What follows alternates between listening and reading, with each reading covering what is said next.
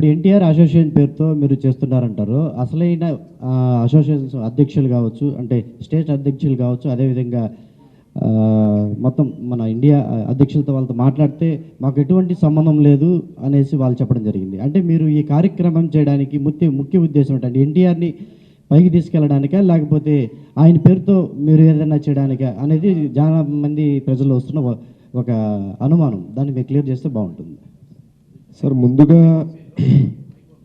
ఇంత కార్యక్రమం అవుట్లైన్ ఇదంతా చెప్పిన తర్వాత ఆబ్వియస్లీ తప్పకుండా అది రామారావు గారిని జనాల్లో ఇంకా బాగా బ్రహ్మాండంగా ఆయన అభిమానులు ఎంత గొప్ప వాళ్ళ అని తెలిసేలా చేయటం కోసమే సార్. ఇందులో మేం కనపడాలనుకుంటే సార్ ప్రేమకైనా పక్కైనా మొహం కావాలి సార్. అందుకే మా మొహం ముందుంది. సో పూలు పడ్డా మా మీద పడుతుంటే గత 7 రోజుల నుంచి రాళ్ళు చెప్పులే పడుతున్నాయి అంటే చెప్తున్నాను సార్. ఆయన పేరు వాడుకొని మేమేదో అయిపోవడం అసలు మా ఉద్దేశం కాదు. అండ్ మీరు ఒకటి నమ్మరు సార్, వ్యవస్థ పెట్టిన తర్వాత ఒక 4 సంవత్సరాల పాటు అసలు ఇది ఎవరు నడిపిస్తున్నారు, ఎవరు ప్రోగ్రామ్స్ చేస్తున్నారు, మా ఫోటోలు మా ఫేసులు కూడా మేము బయట చూపించుకోలేదు సార్.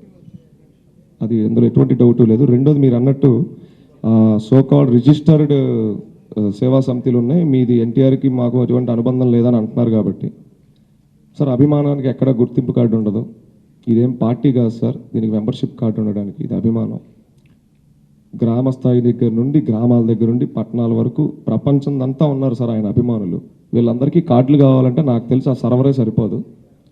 సో మీరు అంటున్నట్టు ఆ సోకాల్డ్ అసోసియేషన్లకి మాకు సంబంధం లేదంటే మాది రిజిస్టర్డ్ ఎన్జిఓ, అందులో ఎటువంటి డౌట్ లేదు. మేము గవర్నమెంట్ అన్ని బై లా ప్రకారం మేము ఏదైనా చేస్తున్నాం, అగెన్స్ట్ లా మేము ఏది చెయ్యం.